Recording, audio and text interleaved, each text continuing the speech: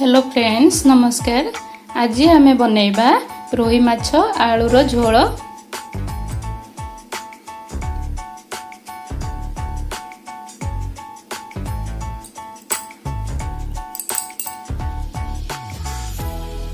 आसंतु ताहले बनैबा रोही माछ आलू झोल।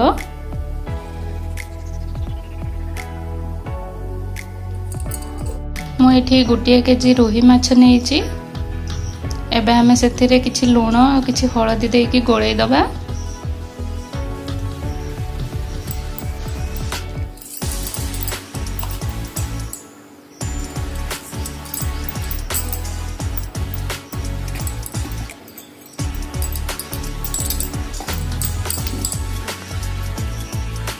मु एठी लूण हळदी देई देली। एबे ताहाको गोळेई दबा।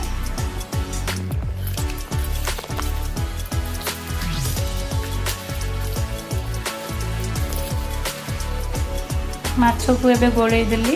एबे याको भाजीबा। मु एठी गुटिए करेई रे किछि सोरिष तेल नै जाईछि। तेल हमर गरम हे गलानी। एबे हमें माछ सेथिरे सब दे देबा।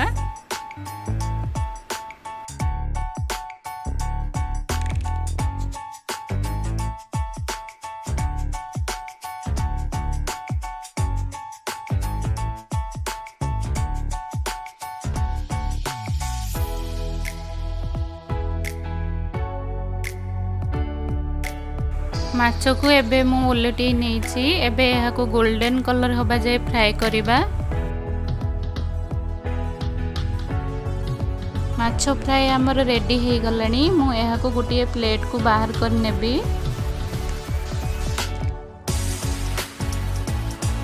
एबे सेही करेई रे काटी कि नेथिबा किछि आलू को भाजी नेबी।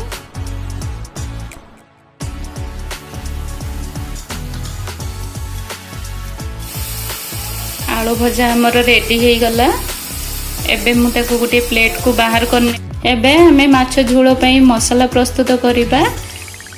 मु सेही करेई रे आ अल्प किछि तेल नै जाईछि। तेल हमर गरम हे गलानी। एबे हमें सेथिरे प्याज को दे दबा।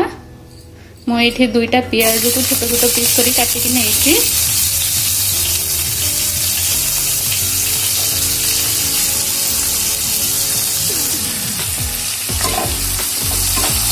एबे पियाज को भलो भाबे गोल्डन येलो कलर हेबा जाय भाजीबा। एबे हमर पियाज भलो से भाजी हे गलानी। मु सेथिरे बाटी के रखिथिबा अदा रसुण पेस्ट को देबी।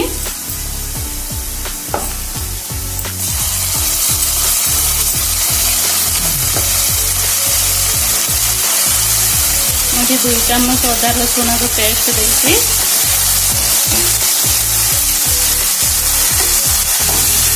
एबे हम ए मसला को भलो भाबे कसिबा।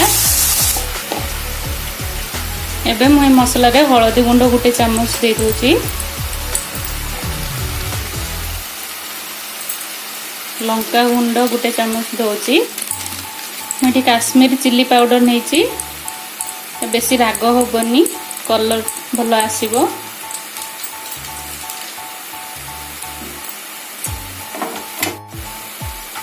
तापरे किछि चिकन मसला दे दोची।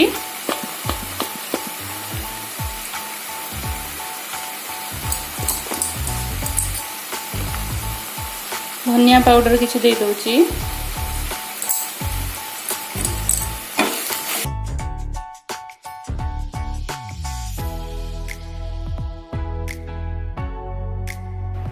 मु टमाटर प्यूरी करिक नेथिली। एबे हमें सेथिरे टमाटर प्यूरी को दे देबा।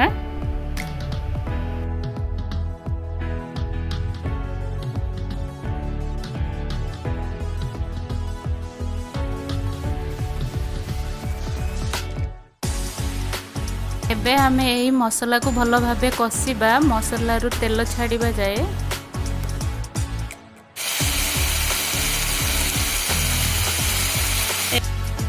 एबे स्वाद अनुसार किछि लूण दे दबा।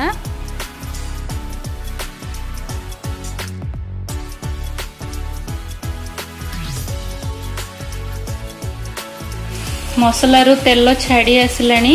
एबे हमें भाजी की रखी आलू सब दे दबा।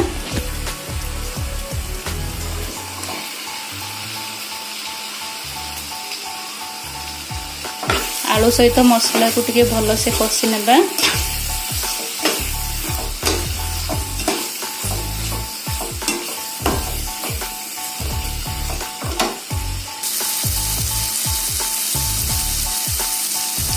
मसला आलू सहित भल भाव कषि हो गलानी। एबे हमें से पानी दबा।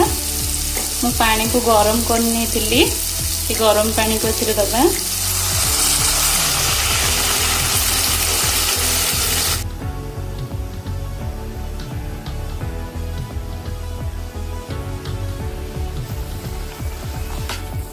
तरकारी आमर भल भाव फुटिलानी। एबे आमे से माछ को सब ऐड कर देबा।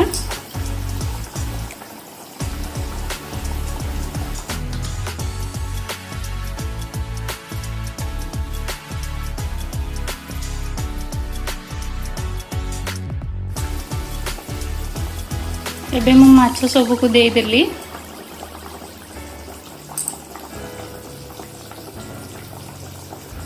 यह को किछि समय फुटिबा पई छाडी देबा। एबे मु ऊपर किछि गरम मसला को पके नेबी।